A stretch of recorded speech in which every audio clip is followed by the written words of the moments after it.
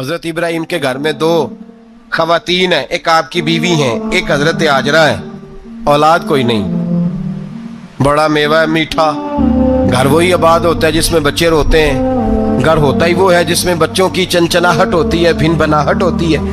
حضرت ابراہیم نے ایک بچہ روتے ہوئے دیکھا تو آنکھوں میں آنسو آئے، کہنے لگے ربی حب لی من الصالحین، یا اللہ مجھے بھی نیک اولاد عطا کر دے۔ حضرت سارہ نے سن لیا، کہنے لگی ابراہیم شاید میرے بطن سے تو آپ کو نصیب نہیں، ہاجرہ سے نکاح کر لو۔ جناب ہاجرہ سے نکاح ہوا۔ اللہ تو بڑا بے نیاز ہے، رب کریم نے حضرت اسماعیل جیسا خوبصورت بیٹا عطا فرمایا۔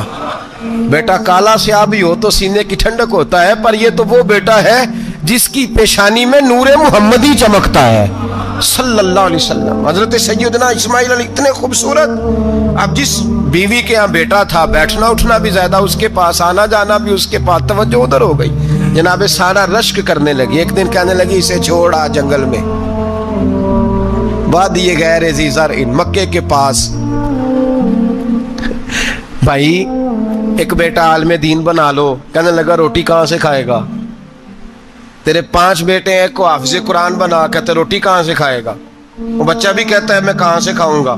حضرت ابراہیم علیہ السلام تو چند مہینے کا بچہ چھوڑ آئے، تو کہاں سے روٹی کھائی حضرت اسماعیل نے؟ کہاں سے کھائی ان کی اماں نے روٹی؟ بھوکے مر جاتے ہیں یہ سارے۔ میں بڑی ذمہ داری سے کہا کرتا ہوں کہ جتنی خوبصورت روٹی اللہ کریم دین کے خادموں کو عطا کرتا ہے شاید کسی اور کے نصیب ہوتی ہو، لیکن ہم لوگ توجہ ہی نہیں کر رہے، ہمارا ذوق ہی نہیں بن رہا، ہم یہ محنت ہی نہیں کر رہے کہ قوم کو مستند علماء کی ضرورت ہے، علاقوں کے علاقے خالی ہیں، ادھر ہمارا مزاج ہی نہیں بن رہا، توجہ ہی نہیں دین کی خاطر۔ اور پھر چلے بچے تو بعد کی بات ہے نا، جو ابھی خود جوان ہے وہ بھی تو یہ دعا، ایک صاحب مجھے کہنے لگے میں دعا مانگ رہا ہوں اللہ مجھے بیٹا دے تو میں اسے دین پہ لگاؤں گا، تو میں نے کہا آپ بھی بوڑھے نہیں ہوئے، آپ خود ہی لگ جائیں، بیٹا تو ابھی آئے گا تو لگے گا نا، تو آپ تو اس وقت ہے تو آپ تو پہلے لگے نا صاحب، 2 گھنٹے تو نکال کے آئے، دین سیکھنے کو کافی ہے۔ آپ اتنی لمبی سوچ رہے ہیں کہ بچہ آئے گا تو بڑا ہوگا تو وہ جائے گا تو دیکھی جائے گی، ابھی تو آپ ہیں تو آپ تو آؤ۔ حضرت ابراہیم نے بچہ وہاں چھوڑا۔ یہاں سے جو عمرہ کرنے لوگ جاتے ہیں نا، جو حج کرنے جاتے ہیں، ان کو پتہ ہے کہ وہاں دنیا کی ہر نعمت ملتی ہے، پھر بھی ڈبل ٹرپل پیسے لوگ جیبوں میں ڈال کے جاتے ہیں۔ حضرت ابراہیم جب وہاں لے کے گئے تو کوئی انسان نہیں تھا، پانی کا قطرہ نہیں تھا، 2 کلو کھجوریں، 1 مشکیزہ، بیوی کو تھمایا۔ ہمارے گھر میں ہزاروں چیزیں پڑی ہیں لیکن وہ جو توکل ہے نا وہ ختم ہو گیا ہے۔ اللہ دے گا، حلال حلال پہ قناعت کرے، جائز جائز پہ بھروسہ کرے، رب کریم عطا کرنے والا ہے، وہ مزاج ختم ہو گیا۔ حضرت سیدنا ابراہیم علیہ السلام 2 کلو کھجوریں، 1 مشکیزہ پانی کا دے کر کے، اور وہاں بٹھایا آپ نے اپنے بچے کو اور اپنی زوجہ جناب ہاجرہ کو، اور بٹھا کر کے یہ واپس پلٹنے لگے تو حضرت ہاجرہ سلام اللہ علیہ نے آواز دی، کہا ابراہیم کس کے سہارے پہ چھوڑ کے جا رہے ہیں؟ جہاں آب زمزم کا کنواں ہے نا، جو لوگ گئے ہیں جنہوں نے صفا مروہ کی صحیح کی ہے، صفا مروہ سے باہر نکلے نا، سرکار کی ولادت کا مقام ہے، اس جگہ پہ آب زمزم کا کنواں تھا، وہاں حضرت سیدنا ہاجرہ کو بٹھایا، کوئی چیز نہیں، کوئی درخت نہیں، کوئی کھیت نہیں، کوئی پانی نہیں، کوئی کنواں نہیں، وہاں بٹھایا اور بٹھا کر کے نکلنے لگے تو جناب ہاجرہ فرمانے لگی ابراہیم کس کے سہارے پہ چھوڑ کے جا رہے ہو؟ کہنے لگے اللہ کے سہارے پہ۔ تو پاک باز بی بی نے ایک لفظ پوچھا، کہا ابراہیم یہ میرے رب کا حکم ہے، یہ میرے، بس جن کا عقیدہ توحید مضبوط ہو ان کے لیے ایک جملہ کافی ہوتا ہے، یہ میرے اللہ کا حکم ہے۔ تو جناب ابراہیم علیہ السلام فرمانے لگے ہاجرہ ہاں رب کا حکم ہے۔ جب یہ لفظ کہے تو چاہیے تھا نا حضرت ابراہیم تسلی دیتے، تو بی بی صاحبہ تسلی دینے لگی، عرض کرنے لگی ابراہیم اگر اللہ کا حکم ہے تو پھر آپ ہماری فکر نہ کرنا، اگر یہ رب کا حکم ہے تو پھر ہماری فکر نہ کرنا، جس رب نے ہمیں یہاں تک پہنچایا ہے وہ ہمیں کبھی بھی ضائع نہیں فرمائے گا، پھر فکر نہ کرنا۔ حضرت ابراہیم آ گئے، بات آپ نے سنی ہوئی ہے، اشارہ کرنا مقصود ہے۔ 13 سال میں چلے مان بھی لیا جائے بعض روایات کی روشنی میں کہ آتے جاتے بھی رہے، لیکن مکمل دیکھ بھال اپنے بچے کی پرورش میں پورا حضرت ابراہیم علیہ السلام کا کردار، سارا کردار ماں کا تھا۔ میں جب خواتین کے بارے میں کوئی بات کرتا ہوں تو میں آپ کو اکثر کہتا ہوں کہ یہ صرف بیوی کے لیے حکم نہیں ہوتا، یہ ٹریننگ بیٹی کو دینی ہے اور بہن کو دینی ہے، یہ تربیت کریں اپنے گھر میں۔ میں تجربے کی روشنی میں یہ بات عرض کیا کرتا ہوں کہ بھائی بچے باپ کے فرما بردار اس وقت ہوتے ہیں جب اماں انہیں باپ کا فرما بردار کرتی ہے، اور بچے باپ کے نافرمان بھی تب ہوتے ہیں جب اماں انہیں باپ کا۔ میں نے اپنے کانوں سے سنا ایک دفعہ ایک بچہ اپنے باپ سے کہہ رہا ہے آپ نے تو ساری زندگی باہر گزار دی، پیسے کمانا کون سا مشکل کام ہے، دکھ سکھ تو سارے اماں نے برداشت کیے، سکولوں میں وہ جاتی تھی، فلانا کام وہ کرتی تھی، فلانا کام۔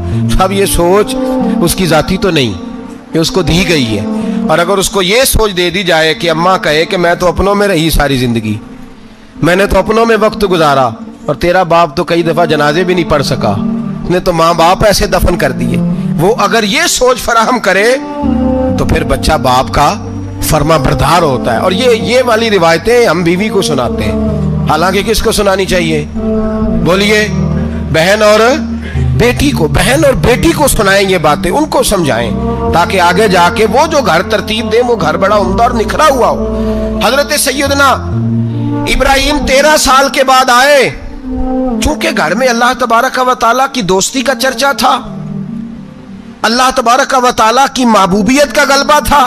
13 سال کے بعد فلما بالغ معہ السعی، بیٹا جب اتنا بڑا ہوا کہ ساتھ چلنے لگا، تو حضرت ابراہیم نے اپنے بیٹے کو بلا کے کہا بیٹا مجھے خواب آئی ہے، میں تجھے ذبح کر رہا ہوں، تیری کیا رضا ہے؟ تو حضرت اسماعیل کہنے لگے یا ابت افعل ما تؤمر، ابا جی اللہ جیسے حکم دیتا ہے میرے ساتھ ویسے ہی کریں، جیسے اللہ حکم دیتا ہے ویسے ہی، بولیے، ویسے ہی کریں۔ حضرت حاجرہ کو کہا کہ ایک دوست نے دعوت کی ہے تو وہاں جا رہے ہیں، بی بی مطمئن ہے، تفصیلات کی ضرورت نہیں، ختم بات، اعتبار ہے، مطمئن ہو گئی۔ شیطان پیچھے سے آیا اماں کے پاس، ذرا تھوڑی دیر کے لیے تصور جمائیے، یہاں تو پڑوسن آ کے کوئی بات بتا دیتی ہے خاوند کے بارے میں تو کئی مہینے جھگڑا جاری رہتا ہے، پڑوسن محلے دار۔ شیطان نے آ کے بتایا لفظ کیا ہے؟ کہا حضرہ تمہیں پتہ ہے کہاں جا رہے ہیں؟ کہا دوست کی دعوت میں۔ تو کہنے لگے دوست کون ہے؟ رب کریم، اور ابراہیم کا خیال ہے کہ اس رب نے مجھے حکم دیا ہے کہ میں ذبح کروں۔ تو حضرت حاجرہ کہنے لگی کبھی باپ بھی بیٹا ذبح کرتے ہیں؟ تو شیطان کہنے لگا ان کا خیال ہے کہ ان کے رب نے حکم دیا ہے۔ تو جناب حاجرہ فرمانے لگی اگر رب نے حکم دیا تو پھر تو مجھے شیطان لگتا ہے، تو مجھے شیطان لگتا ہے۔ کہا کیا مطلب؟ فرمانے لگی اگر رب کریم کا حکم ہے تو میرے پاس ایک اسماعیل ہے، اگر 1000 بھی ہوتے میں سارے اللہ کے راستے میں پیش کر دے دیتی، مالک کا ہی تو ہے سارا کچھ، اسی کا ہے، اس میں لیت اللہ کی کیا گنجائش؟ حضرت سیدنا ابراہیم علیہ السلام نے بیٹے کے حلق پہ چھری رکھ بھی دی اور چھری چلا بھی دی، رکھ بھی دی، اور وہ تو اللہ کریم نے فرمایا یا ابراہیم قد صدقت الرؤیا، ابراہیم تو نے خواب سچا کر دکھایا، وہ قیامت تک تیرا نام رہے گا۔ حضرت ابراہیم نے وطن بھی دیا، جان بھی دی، بیٹا بھی، اللہ کریم نے دمبے دیے، فرمایا یہ فدیہ ہے۔ اب یہ قربانی قیامت تک حضرت ابراہیم کے طریقے کے مطابق جاری ہے۔ حضرت ابراہیم بہت بڑے مہمان نواز تھے، بہت بڑے۔ آپ جب مصر میں قیام تھا تو بڑے بڑے لمبے چوڑے لنگر پکتے تھے، لوگ آیا جایا کرتے تھے، بڑا تفصیل کے ساتھ کھانا ہوتا تھا۔ مہمان نوازی آپ کی خاص صفت مبارکہ ہے۔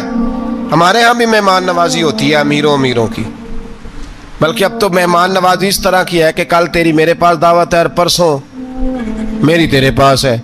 وہی امیروں میں وہ چکر رہتا ہے، پارٹیاں دوست ایک دوسرے کو ڈالتے ہیں، تیری طرف پارٹی تیری طرف، اور اسی انداز میں اب یہ عید آئے گی نا، ٹکا پارٹیاں ہوں گی جگہ جگہ، اور لوگ سوال پوچھنے لگے ابھی سے، کہتے ہیں قربانی کا کتنا گوشت گھر رکھنا جائز ہے؟ قربانی کا کتنا گوشت گھر رکھنا جائز ہے؟ سارا ہی جی، اس لیے فریزر لے لیں، فریج سے نہیں کام چلے گا، سارا ہی جہاز گھر رکھنا سارا ہی جائز ہے، رکھ لیں۔ او خدا کے بندے، قربانی وہ بندہ دیتا ہے جو سارا سال ہی گوشت کھاتا ہے، صحیح کہہ رہا ہوں؟ قربانی صاحب نصاب، صاحب استطاعت بندہ دیتا ہے نا، تو وہ سارا سال ہی گوشت، تو سارا گھر میں رکھنا بھی جائز ہے، لیکن سارا دے دینا بھی، تو تو جو آ رہی ہے اس پہ کیوں توجہ کرتے ہو؟ جو دوسرا جائز ہے اس پہ کیوں نہیں عمل کرتے؟ سارا تقسیم کر دیں، بات ختم ہوئی۔ یقین کریں، محرم میں جا کے دوست ٹیلی فون کر کے سوال پوچھتے ہیں، کہتے ہیں صاحب سنا ہے قربانی کا گوشت محرم میں کھانا جائز نہیں۔ میں کہ نہیں، ربیع الاول چ بھی جائز جے، رجب رمضان تک کھاؤ، کوئی بندہ نہیں منع کرتا، اس لیے کہ کسی کو دینا تو پسند ہی نہیں، یا پھر اس میں سے جو خاص خاص چیزیں ہیں وہ اپنی فریج میں، اور باقی جو ہے وہ دوسروں کے لیے۔ یہ کیا طریقہ ہے ہمارا؟ قربانی اسلام کا ایک خوبصورت ترین عمل ہے، یہ محبوب ترین عبادت ہے اللہ تعالیٰ کی۔ قربانی اپنی فضیلت کے لحاظ سے، عظمت کے لحاظ سے، اپنی بلندیوں کے لحاظ سے دین میں بڑا مقام رکھتی ہے، لیکن ہر چیز کا رنگ روپ بدل دیا جاتا ہے نا، چونکہ قربانی چلی آ رہی تھی حضرت ابراہیم خلیل اللہ علیہ السلام سے، تو اہل عرب جو تھے مشرکین مکہ قربانی کا تعارف وہ بھی رکھتے تھے، پر وہ قربانی کی حقیقت کو، قربانی کی حکمت کو، قربانی کے حسن کو، قربانی سے پھوٹنے والی روشنی کو سمجھنے سے ناآشنا تھے۔ وہ کیا کرتے تھے کہ جب وہ کوئی قربانی کا جانور ذبح کرتے تو اس کا جو خون ہوتا وہ بیت اللہ شریف کی دیواروں کے ساتھ مل دیتے۔ قربانی کے جانور کا جو گوشت ہوتا وہ لا کے بتوں کے سامنے رکھتے کہ یہ خون کعبے کی دیوار سے خون ملنے سے اور بتوں کے آگے گوشت رکھنے سے شاید ہماری قبولیت ہو جائے گی، ہم نے جانور ذبح کیا ہے۔ کمال ہے میرے رب کریم کی کتاب کا انداز بھی۔ قرآن مجید مختصر الفاظ کے اندر، مختصر جملوں کے اندر، اجمال کے اندر اتنی بڑی تفصیل بیان کر دیتا ہے کہ انسان کے ذہن کے، دل کے، دماغ کے دریچے کھل جاتے ہیں۔ اللہ کھانے پینے سے پاک ہے، بے نیاز ہے مالک۔ رب کریم نے فرمایا لن ینال اللہ لحومها، فرمایا ہرگز نہیں پہنچتا اللہ کی بارگاہ میں تمہارا گوشت، ولا دماؤها، اور نہ ان کے خون، نہ اس جانور کا گوشت اللہ کی بارگاہ میں پہنچتا ہے، نہ خون پہنچتا ہے۔ تو مالک پہنچتا کیا ہے؟ وَلَٰكِن يَنَالُهُ التَّقْوَىٰ مِنْكُمْ، بلکہ رب کی بارگاہ میں تو تمہارے دلوں کا تقویٰ پہنچتا ہے۔ تمہارے دل میں کیا ہے، تم اپنے رب کی رضا کتنی چاہتے ہو، یہ بات جاتی ہے۔ گوشت اور خون تو یہاں رہ گیا، فرمایا نہ اللہ کی بارگاہ میں خون پہنچ رہا ہے جانور کا، نہ گوشت پہنچ رہا ہے، دل کا تقویٰ پہنچ رہا ہے۔ معنی کیا ہے کہ جانور خریدتے وقت بھی اپنے دل سے پوچھنے نا تیرا دل کیا کہتا ہے، نیت کس سے جانور تو لے رہا، تیرا ارادہ کیا ہے، اور جب تو ذبح کرے تو بھی اپنے دل پہ توجہ رکھ، تیرے دل میں اس کے لیے کیا ہے، تیرے دل کے اندر تقویٰ کتنا ہے، اللہ کی رضا حاصل کرنے کا جذبہ کتنا ہے۔ اور جب تو اس کا گوشت بانٹے تو پھر بھی تیری نظر آنے والے بندے پر نہیں ہونی چاہیے، جس گھر میں گوشت جا رہا ہے اس گھر پر تیری نظر نہیں ہونی چاہیے، بلکہ تیری نظر تو رب کی رضا پہ رہنی چاہیے۔ اللہ کی بارگاہ میں جو چیز جائے گی وہ دل کا تقویٰ جائے گا، اپنے دل پر محنت کی جائے، دل کی خواہشات، دل کی نیتوں کو، ارادوں کو صحیح کیا جائے۔ ایک آیت نے سارا فلسفہ بیان کر دیا کہ نہ وہاں خون جاتا ہے نہ گوشت جاتا ہے، وہاں تو تمہارے دل کا تقویٰ جاتا ہے، تو جس چیز نے وہاں جانا ہے اس پر زیادہ توجہ ہونی چاہیے تھی، اس کا زیادہ خیال ہونا چاہیے تھا۔ یہ فلسفہ ہے قربانی کا کہ آپ کی نیت کیا ہے، کسی کام کے لیے آپ کا ارادہ کیا ہے۔ ہمارے ہاں قربانی کے ساتھ جس طرح جانور منسلک ہے نا، کہ قربانی میں جانور ہونا بڑا ضروری ہے اور قربانی کے لیے پیسے ہونا بڑا ضروری ہے، اسی طرح قربانی کے اس سارے سیزن کے اندر کسائی کا بھی بڑا رول ہے، اس کا بھی ایک بڑا کردار ہے، وہ بھی بڑی اہمیت کی حامل پرسنالٹی ہے ان دنوں میں، اور پہلے سے بڑے سارے معاملات ہیں، اور اس دن کسائیوں کے جو معاملات ہیں ان کی جو بھاگ دوڑ ہے وہ بھی ایک پوری داستان ہے، چونکہ بہت ساری جگہوں پہ انہوں نے جانا ہوتا ہے، اور جہاں وہ بیٹھے ہوتے ہیں ان کو بھی کافی جلدی ہوتی ہے کہ جلدی سے جانور ذبح ہو جائے، جلدی سے گوشت بن جائے، اور جس جگہ انہوں نے بعد میں جانا ہوتا ہے ان کے بھی 15 فون آ چکے ہوتے ہیں۔ تو وہ جو خاص اسلام حکم دیتا ہے اس موقع پر، اور نبی پاک علیہ الصلوۃ والسلام کی جو خاص نصیحتیں ہیں اور हुजूर ने जो ख़ास एहतियातें बताई हैं वो एहतियातें पूरी नहीं होती। देखें, आप इस फ़लसफ़े को समझें कि कुर्बानी की तारीफ़ ये है कि मखसूस जानवर मखसूस वक्त में अल्लाह की रज़ा के लिए ज़िबा करना है, अल्लाह की रज़ा के लिए। अब ये नहीं है कि आपने फटाफट आओ देखा ना ताओ देखा, जिस तरह की छुरी आपको मिल गई, जिस तरह हो सका बस उसको मार देना है, उसे ज़िबा करना है और अच्छे तरीके से करना है। यह हदीस आपको सियासत्ता में मिलेगी, मुस्लिम शरीफ में मिलेगी, अबू दाऊद शरीफ में मिलेगी। हज़रत शद्दाद बिन औस रज़ियल्लाहु ताला अन्हु हदीस के रावी हैं। नबी पाक सल्लल्लाहु ताला अलैहि वसल्लम ने फरमाया, एहसान करना अल्लाह ने फ़र्ज़ किया है हर चीज़ पर, मालिक ने हर चीज़ पर एहसान करना फ़र्ज़ किया है। तो फरमाया जब तुम ज़िबा करो तो अच्छे तरीके के साथ ज़िबा करो, छुरी को तेज़ करो, और फरमाया ज़िबा होने वाले जानवर को आराम पहुँचाओ, अच्छे तरीके से ज़िबा करो, छुरी तेज़ हो, उसे आराम हो, उसे तकलीफ़ ना पहुँचाओ, अच्छे तरीके से ज़िबा करो, उसे ठंडा हो लेने दो, फिर उसकी खाल उतारी जाए, थोड़ी एहतियात की जाए, अच्छे तरीके से चीज़ों को लिया जाए।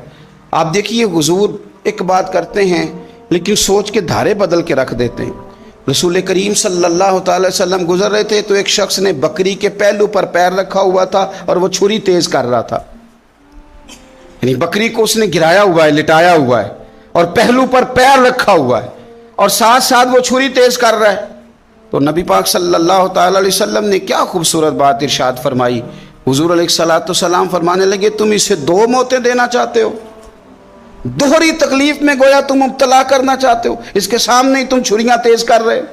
हुजूर फरमाने लगे, दो मौतें देना चाहते हो, चाहिए था कि पहले से ये सारे औजार तुम्हारे तैयार होते तो उस दिन किसी एमरजेंसी का शिकार ना हो। 3 दिन शरीयत ने इसीलिए तो रखे थे, इसीलिए तो वक्त रखा था। आप इस तरह का कोई माहौल ना बनाएं जिससे जानवर को भी तकलीफ हो, अजियत हो। मैंने कहा कि मेरे करीम फरमाते हैं रब ने हर चीज़ पर एहसान करना फ़र्ज़ किया, अच्छे तरीके से ज़िबा करें, छुरी को तेज़ करें, जानवर को आराम पहुँचाएं।